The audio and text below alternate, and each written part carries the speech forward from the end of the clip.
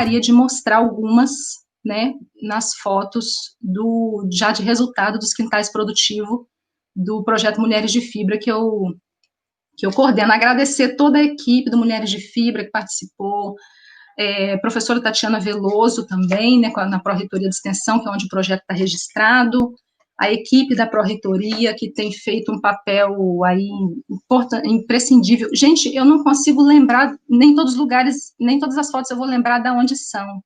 As pessoas já estão vendo as fotos?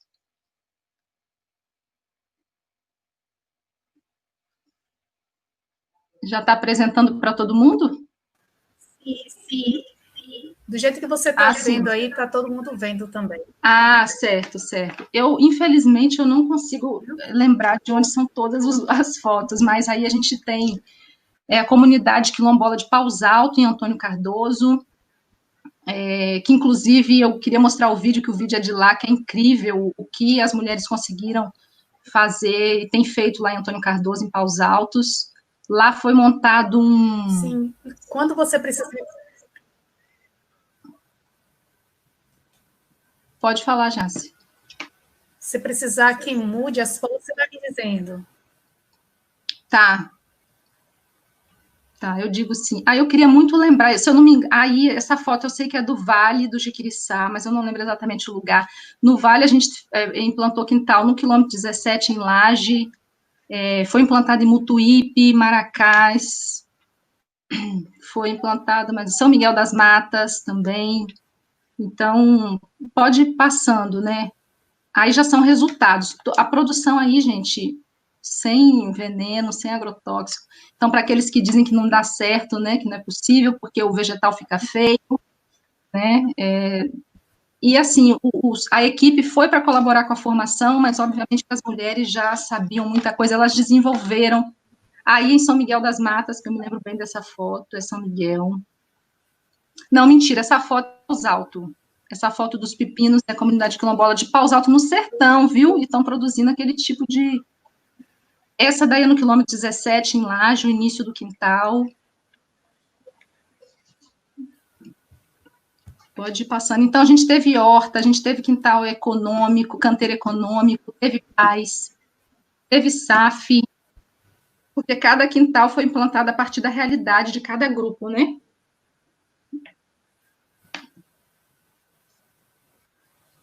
Tá abrindo aí, né? E aí, essa ação do Mulheres de Fibra... Mas está abrindo. Essa ação também ela está relacionada com um projeto de banco de sementes, que é um outro projeto que eu coordeno há algum tempo, que inclusive Nara, que é responsável pelo banco de sementes do projeto que eu coordeno, vai estar aqui com vocês na live. Olha essa melancia de Paus Alto, viu?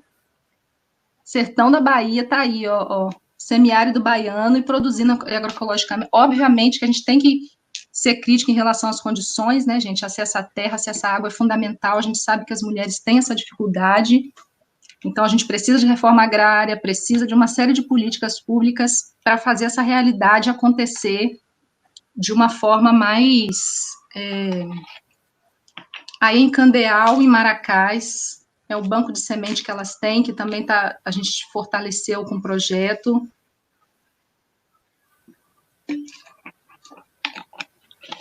Então, se a gente quiser... Aí é Paus Alto, né, experiência, né, como elas... Atrás é o galinheiro, que são as aves, as galinhas, e à frente o canteiro, com uma série de produções diferentes, né? Tem cebolinha, tem alface, tem aqueles pepinos, tem melancia. E as estratégias agroecológicas que elas também utilizaram aí com as palmas, né, que é característica dessa região do semiárido, para poder produzir. Pode ir passando. E aí isso foi possível porque o projeto tinha essa estrutura. Aqui é Vale também, São Miguel, Nalva, que é a liderança maravilhosa lá de São Miguel das Matas. E assim, a gente conseguiu implantar numa época de pouca chuva, foi um desafio muito grande Algumas pessoas nem acreditavam que isso ia dar certo, mas é impressionante como a coletividade, a organização das mulheres, ela é fundamental, né? Aí, São Miguel das Matas, elas usaram como estratégia de fazer uma barreira contra o sol, a própria folhagem do inhame, né? Então, uma estratégia agroecológica também aí na produção, e que está funcionando, né? Muito bacana. Em São Miguel também, e elas desenvolveram em São Miguel uma forma de plantar cenoura. Aí essa parte técnica que é a parte que eu não sei. Mas se for interesse, depois eu posso ver com Jace, pedir a Nalva para me mandar um áudio, um vídeo explicando, caso ela queira ter acesso, porque elas desenvolveram uma nova forma de plantar cenoura, e elas estão tendo muito sucesso, né, com a produção de cenoura.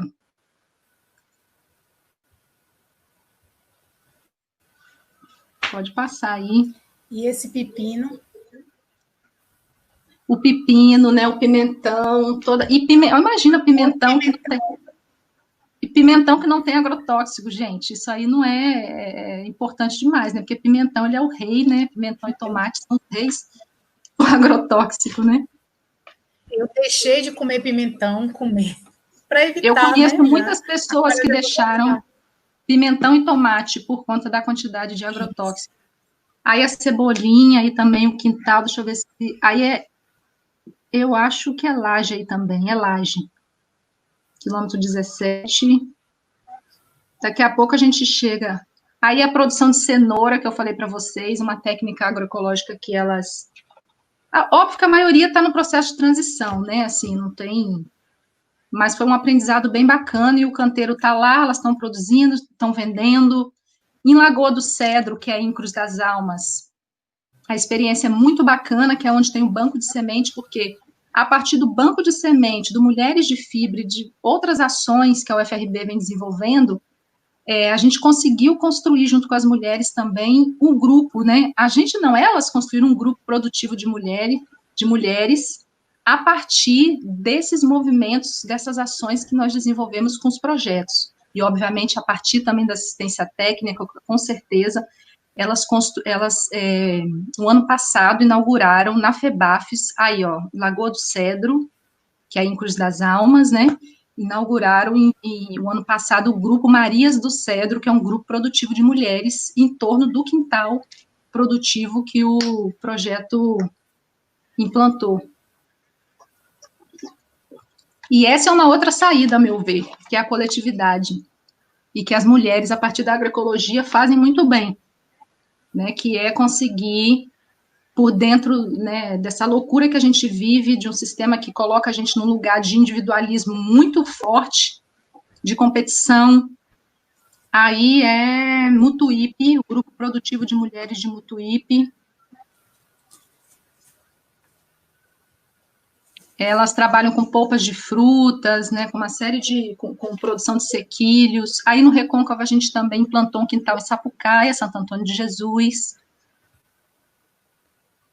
Um em São Felipe e um na Vila Guaxinim. Aí é Paus Alto também. A gente vê o sertão, né, verde assim, é uma coisa maravilhosa, né?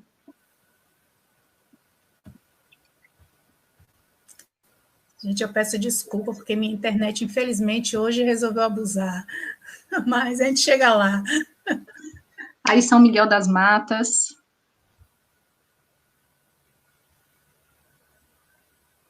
Aí eu acho que é São Miguel também, no início, que as mudinhas, né, estavam antes delas plantarem. Desculpa, passei antes do tempo. Não, enfim, assim, as fotos eram mais para, né, eu acho que a gente falar e mostrar é importante também, né, de experiências que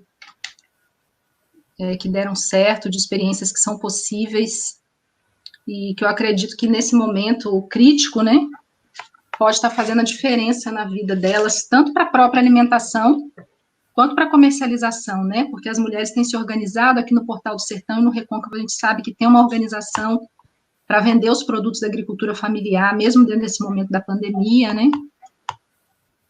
o drive-thru, pelo WhatsApp, entrega de cesta, o povo está se organizando, e quando você vai ver quem está à frente, as mulheres estão lá à frente dessa organização produtiva e se preocupando em comercializar os produtos, não só por uma questão de acesso à renda, mas entendendo que, nesse momento, os melhores produtos que a gente deve consumir são esses, né? Produtos limpos, produtos agroecológicos, justos, enfim, é isso, né? E você falou da questão da mulher, né? A gente vê a prioridade, o protagonismo da mulher. E eu assisti numa das lives, uma professora, não lembro quem foi, ela falando sobre o início da agricultura, que ela acredita ter vindo através da mulher, e eu também acredito, né? Que como as mulheres ficavam em casa tomando conta dos filhos, então ali ela observou que uma semente caía no chão e nascia, e daí partiu a perceber que toda vez que plantasse, poderia nascer, e isso trouxe os homens para dentro de casa. Isso foi uma das falas dela que eu concordo, por isso que eu estou colocando, trouxe os homens para perto, no caso, ele não precisava sair todos os dias para caçar ou pescar, sim. E já ficava mais ali em família, porque sabia de que jeito ia ter o sustento, e nisso eu acredito que a agricultura começou da mulher. Se a gente tem essa forma de viver, né? Se a gente saiu dessa pré-história, eu acredito que tenha sido por causa da mulher, né? E você falou também da questão do agronegócio, que a gente vê que o agronegócio reforça o capitalismo reforça o agronegócio, então eles criaram um círculo bem tão fechado e exclui tudo que tiver contra, né? Exclui as comunidades tradicionais, exclui as formas de produção tradicionais, exclui as mulheres, exclui os negros, exclui tudo que não seja naquele círculo perfeito, quer dizer, só inclui no momento de se apropriar ou de explorar, não é isso? Nós, como consumidores, somos bem-vindos, né, dos produtos deles, mas dos produtos que venham da agroecologia, de mulheres ou de agricultores familiares, aí eles... Eu vi na televisão, acho que todo mundo já viu que tudo é pop, né? Até a agricultura familiar virou pop. O agro é pop, pois é. O agro é pop e até a agricultura familiar, a produção agroecológica, tudo virou pop. E a gente não... Na verdade, a gente está correndo desse pop, né? Outra coisa que eu queria comentar era, no caso, que essa visão, né, da produção agroecológica, que foge muito dessa questão do capitalismo, que a prioridade, enquanto o capitalismo, o agronegócio, a prioridade é o lucro, né, é produzir muito para ter muito lucro, a agroecologia, pelo que eu vi, pelo que eu aprendi aí com você, ele busca a qualidade de vida das pessoas.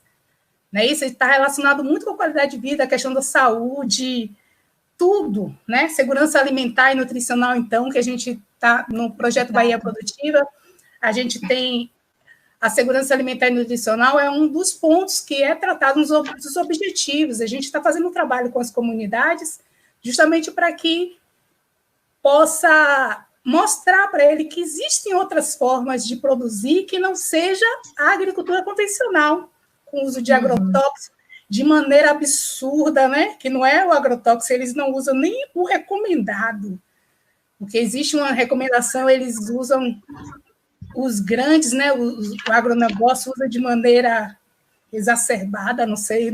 E agora vai ficar pior, né? Porque desde que Bolsonaro assumiu, liberou diversos tipos de agrotóxicos que eram, inclusive, proibidos. São proibidos no resto do mundo. Então, é uma política também voltada para esse lado, né? Voltada para o agronegócio. Então, a tendência... Isso. Além dele liberar o uso desses agrotóxicos, ele ainda liberou muitos impostos, né? A gente está pagando para poder ter nossos alimentos sendo envenenados todos os dias, para ter na nossa mesa, em vez da alface, do tempero, do tomate, a gente está tomando agrotóxico. Teve uma pesquisa que eu vi, não atualizei não, mas um tempo atrás, que diz que o brasileiro, antes de Bolsonaro, a gente consumia cerca de 5,6 litros de agrotóxico por ano.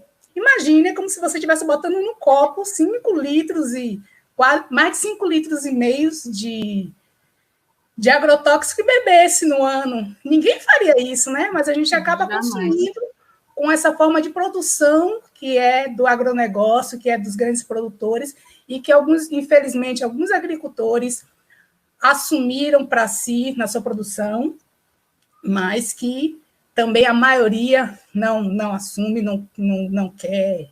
Graças a Deus, né?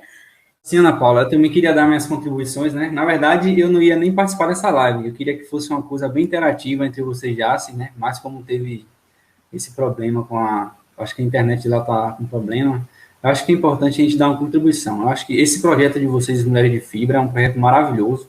Eu estou aqui, na verdade, sua fala, seu pronunciamento, você deu uma aula aqui hoje, então, muito fácil entender o que você fala, a maneira que você explica, então, é importante a gente ver esse projeto de Mulheres de Fibra nas comunidades. Inclusive, eu estava vendo umas fotos ali, algumas comunidades que vocês trabalham, a gente também atua pelo BE Produtiva. Sim.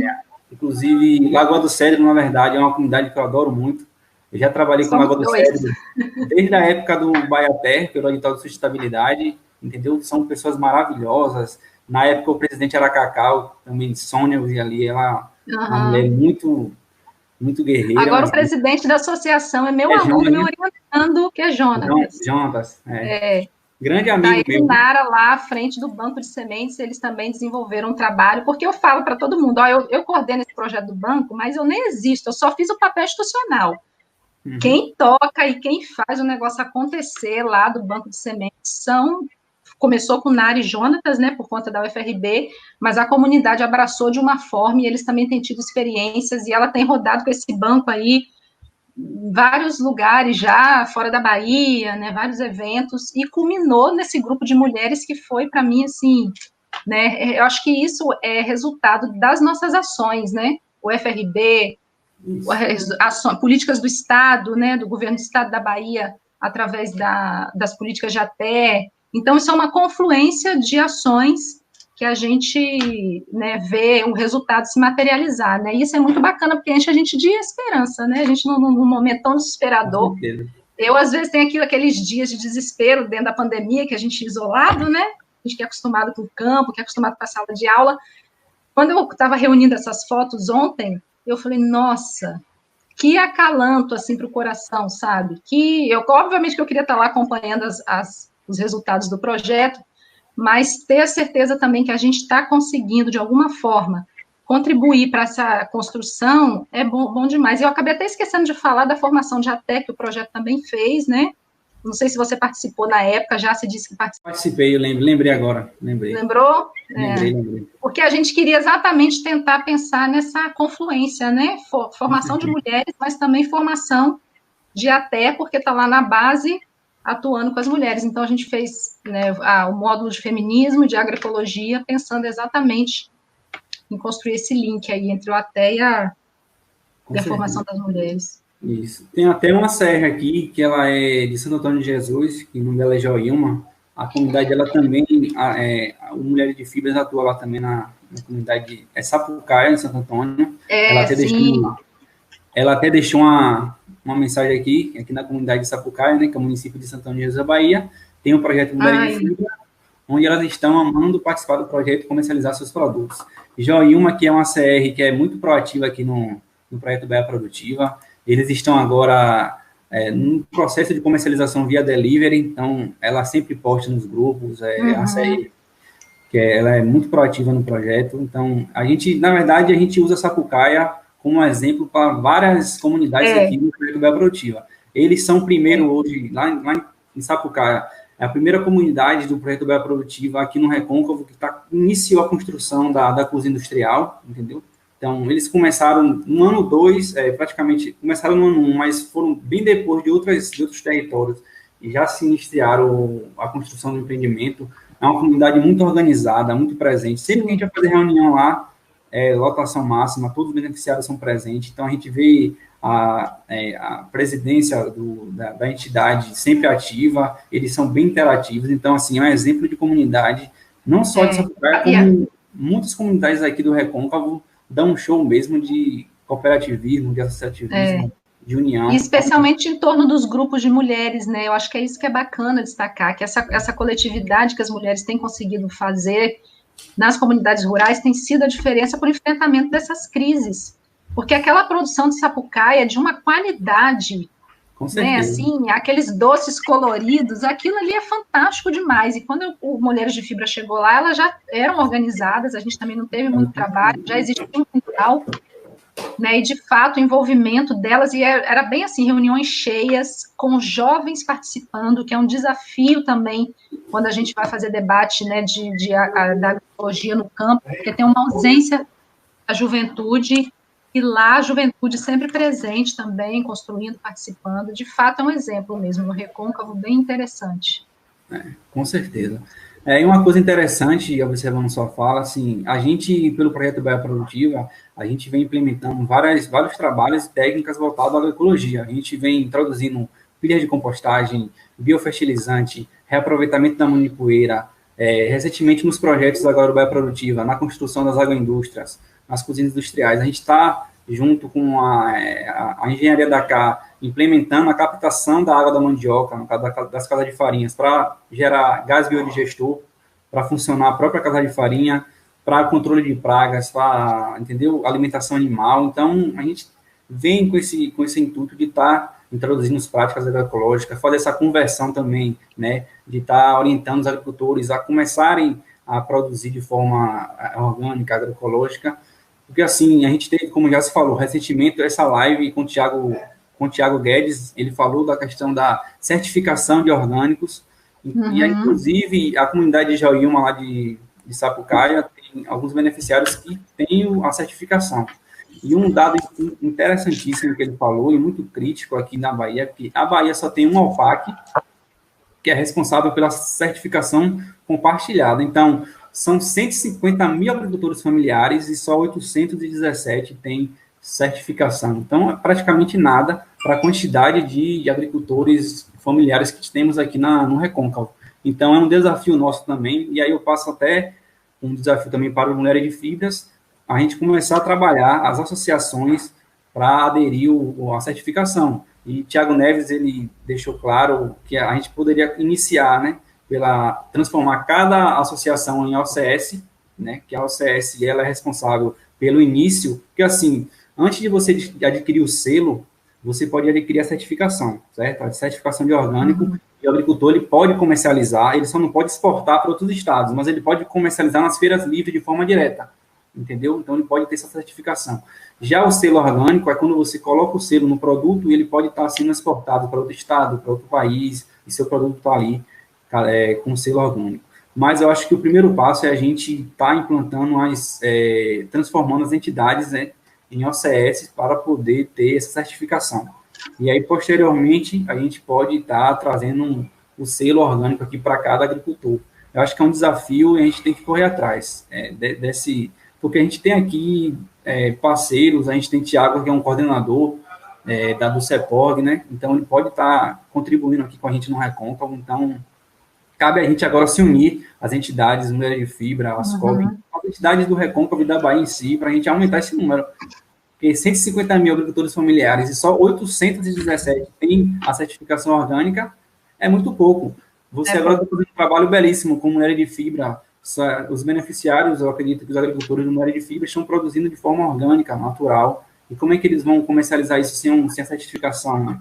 Então, é mais um atrativo para a comercialização. Entendeu? Então, assim, eu acho que a gente tem que correr atrás mesmo de estar orientando as entidades com essa parceria.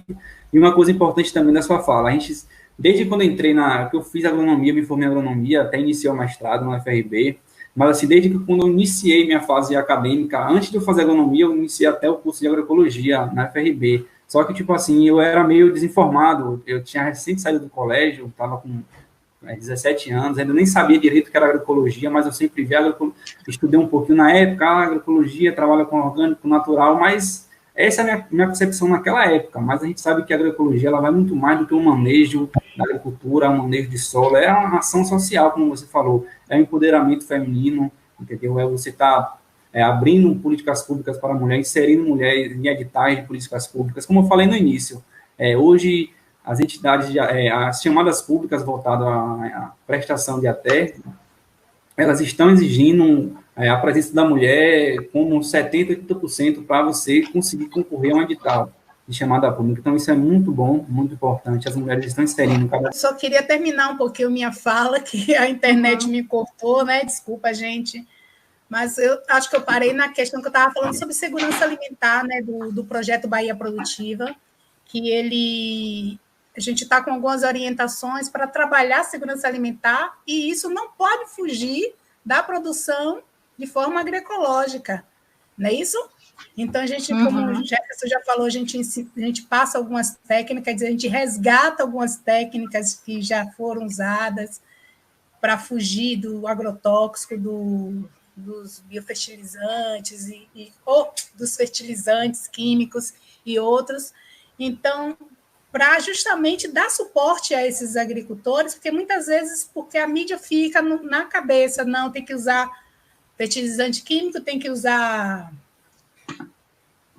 agrotóxico, e eles acabaram perdendo o costume, né, de lidar com a terra de forma mais, como é que chama? Mais orgânica, né, mais tendo a preocupação não só com o que vai produzir, que tem que ter essa preocupação, mas com tudo que está ao redor, que é o meio ambiente, a questão da saúde do agricultor, que muitas vezes a gente trata da produção, do consumo, com a saúde de quem consome, mas a gente esquece que o agricultor está ali, usando técnicas que podem trazer prejuízo à sua saúde, não é isso? Então, é um conjunto de coisas que a gente tem que tá aprendendo, tá passando, até tem tá tentando, né, fazer sua parte de divulgar essas técnicas agroecológicas. Você aqui, então, foi incrível.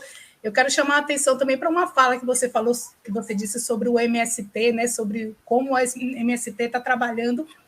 Quer dizer, não tem esse foco da lucratividade, porque o agronegócio ele está pensando só em vender, em ficar mais rico, mesmo em tempo de pandemia.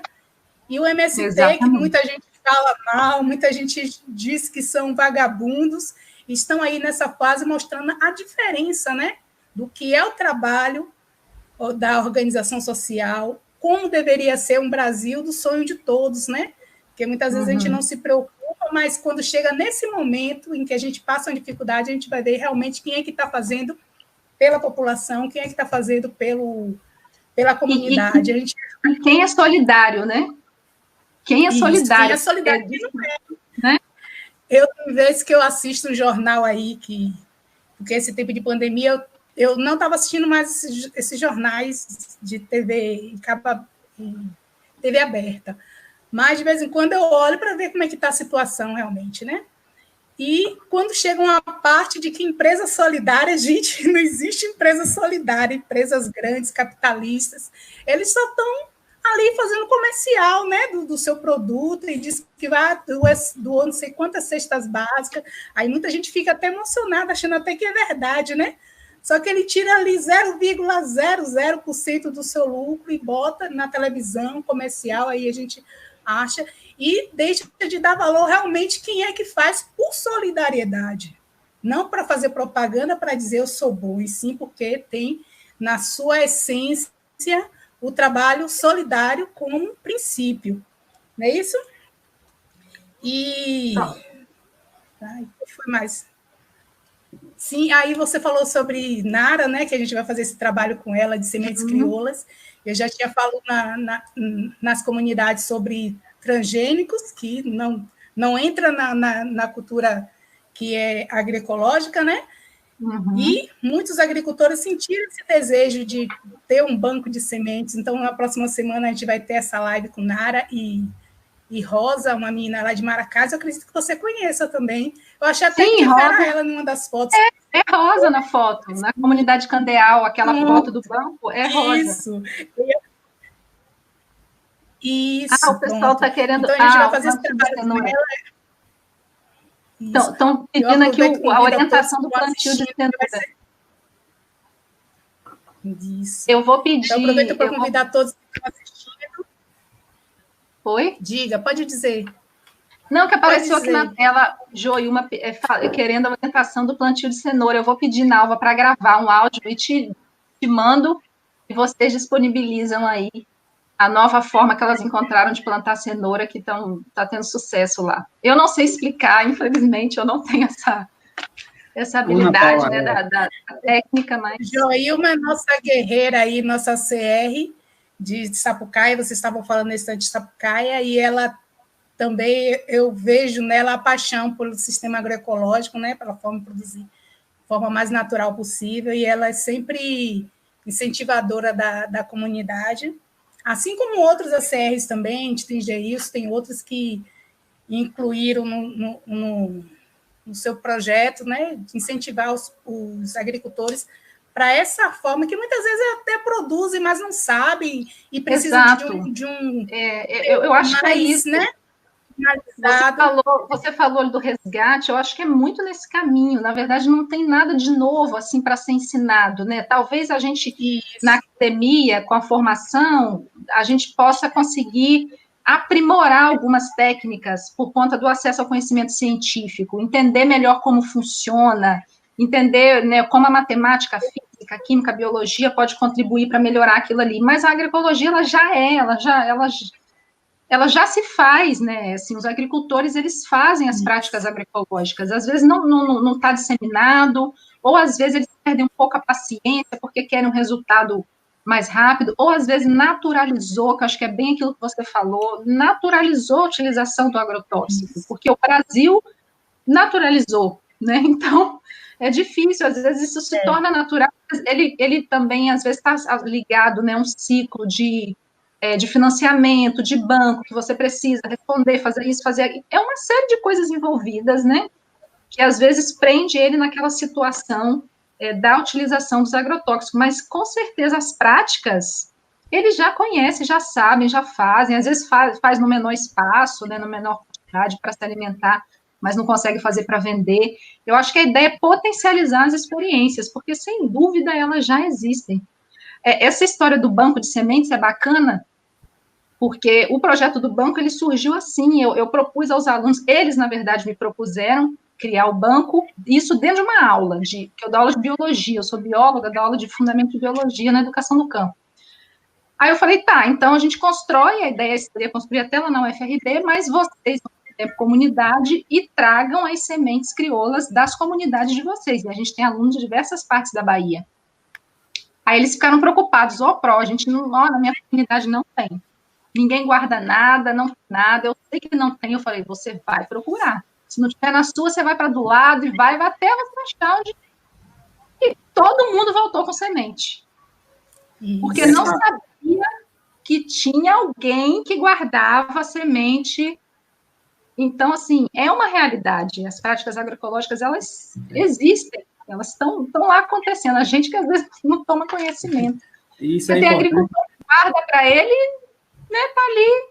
E a ideia do banco é como a gente pode socializar essas sementes, né, descobrir quem são essas pessoas e criar um espaço de socialização, porque a gente sabe a importância da soberania, né, acerca das sementes, e nesse momento, eu falo isso para os meus alunos dentro de sala de aula, eles estão careca de ouvir todo dia, porque muitos são agricultores. Guardar semente, gente, é um caminho que ele é necessário. Nesse país que a gente vive, nesse modelo político, com esse governo agora, guardar semente é guardar ouro, é guardar tesouro, é guardar, sabe? Porque a gente não sabe o que vai acontecer daqui para frente em relação, principalmente às empresas que têm o domínio das matrizes genéticas de sementes modificadas. Isso. Então, isso é muito grave, né? Isso é muito grave. E as sementes modificadas, elas se espalham, porque as monoculturas de agronegócio, elas são gigantes. Né, a polinização, o vento leva, o inseto leva, e ela acaba contaminando uma outra produção. Então, assim, é um desafio. Então, daqui uns dias chega alguém na sua propriedade, olha, essa semente, esse milho aí é da minha semente. Eu vou fazer um teste genético, eu vou provar que ele é meu, da semente que eu modifiquei, que eu patenteei, e você vai ter que pagar, né, por esse plantio. Às vezes o agricultor nem sabia que tinha havido essa fertilização cruzada aí com sementes, com pólen, né, de uma planta transgênica, e está lá, né? Então, assim, isso já rolou no Congresso, essa tentativa desse domínio das sementes a partir, né, dessa produção transgênica. Isso é real, isso não é, né? Isso não é falácia, não, isso é sério.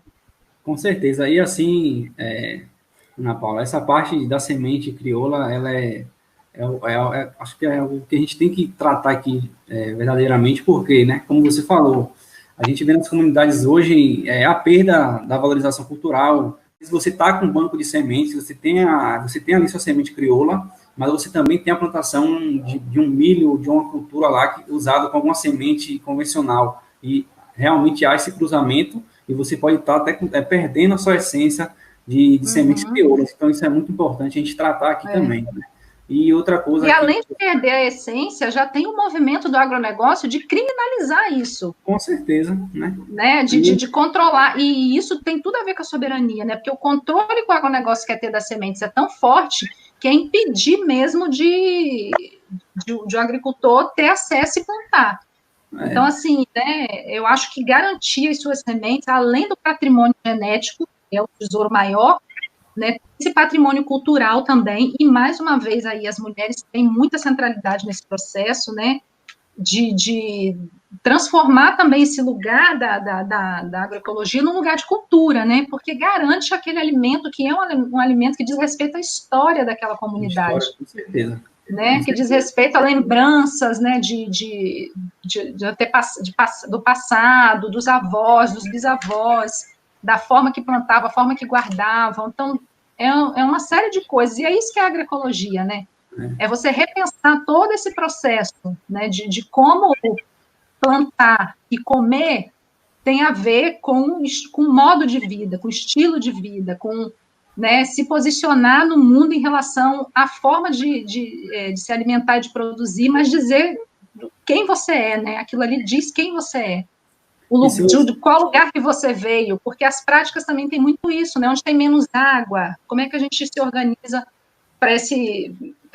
por exemplo, no Portal do Sertão, que já é diferente da região de Mata Atlântica, Recôncavo, Litoral, tem toda uma questão também envolvida no próprio agroecossistema que vai constituir aquelas práticas agroecológicas, né? E isso ninguém pode tirar, o agronegócio não pode tirar, né? Ele tenta tirar muitas coisas, né? Fecha a escola do campo, tenta tirar terra, né?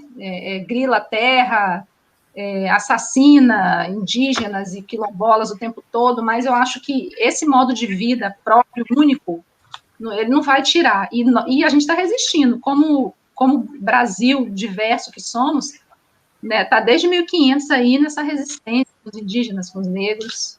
Né? Agora, os índios, justamente, os índios agora estão sofrendo, né, com essa nova política. E é importante falar, porque a agroecologia, muitas das vezes, a gente associa a agroecologia como algo novo, uma palavra nova. Muita gente está começando a ouvir essa palavra agora. Mas a agroecologia, gente, já vem muito antes da Revolução Verde, desde a época camponesa. Então, assim, é um modo de vida que antigamente ele era imperado, entendeu? Só que hoje, né, depois da Revolução Verde, começou o uso em massa de agrotóxicos, e aí, hoje, a gente está tendo que voltar a ser como era antes, né? Que controvérsia, a gente tem que voltar a ser como era, sendo que hoje, com as tecnologias que a gente tem, com o avanço que a gente tem que estar voltando ao passado, para mostrar que o passado que verdadeiramente é o saudável, é o modo de vida que a gente tem que seguir, né? Então, acho que a gente tem que estar nessa luta constantemente.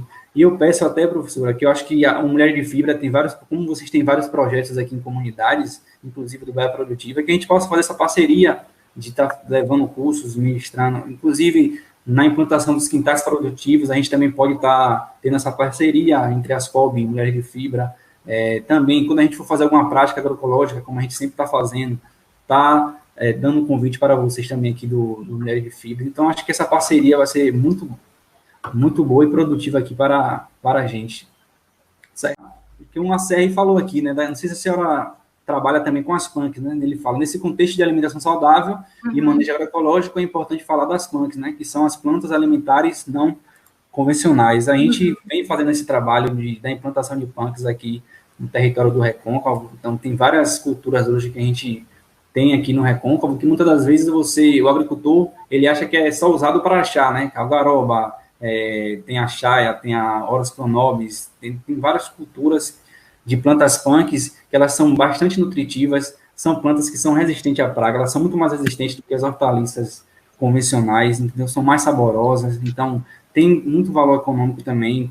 Hoje, as empresas de gastronomia, elas estão aderindo hoje à comercialização de plantas punks, entendeu? Então, assim, as plantas punks hoje é uma realidade também aqui, que a gente tem que começar a estar amadurecendo.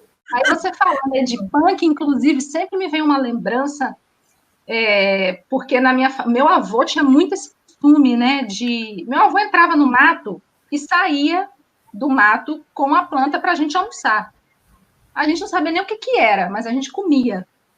E uma delas era taioba, e eu sou apaixonada por taioba por conta disso. A gente quase não vê comer taioba na Bahia, eu não sei, mas eu vejo pouco, e o pessoal fala que é punk, eu falo, gente, punk, a gente come taioba, assim, no Espírito Santo, como se fosse... Qualquer feira tem, mercado, qualquer lugar, taioba. Então, acho que é bacana esse debate das punks, que também tem muito isso, né? Como o Brasil é muito diverso, quando você vai para regiões diferentes, você observa que, na verdade, a punk nada mais é que a planta que é daquele lugar, né? Que não é, a taioba não é punk no Espírito Santo. Né? Assim, né? Não é uma planta não convencional nesse sentido, né? Que é uma planta que a gente já conhece e come diariamente. A gente não trabalha especificamente com esse debate das punks, mas, obviamente, que tem mulheres... Eu sei que lá em Antônio Cardoso mesmo, em Paus Altos, elas foram muito para esse lado das plantas medicinais, então tem também parte do canteiro que tem plantas medicinais e que tem algumas punks também. Eu acho que esse debate também das plantas medicinais, das punks, é bastante bacana. E é aquilo que você falou, nada de novo sobre o sol, né? Que as comunidades já fazem essa utilização das plantas medicinais, das punks. A gente teve uma live recentemente com o professor José, que ele é professor da UFBA, então ele trabalha com essa parte das plantas punks, e ele falou, né, que ele viu um comentário que as plantas punk são aquelas que não estão na prateleira do supermercado. Aí o agricultor falou, mas eu já vi algaroba, taioba nas prateleiras. Então a gente também tem que quebrar esse paradigma, porque o intuito também a gente tem que usar as plantas punks como fonte de comercialização.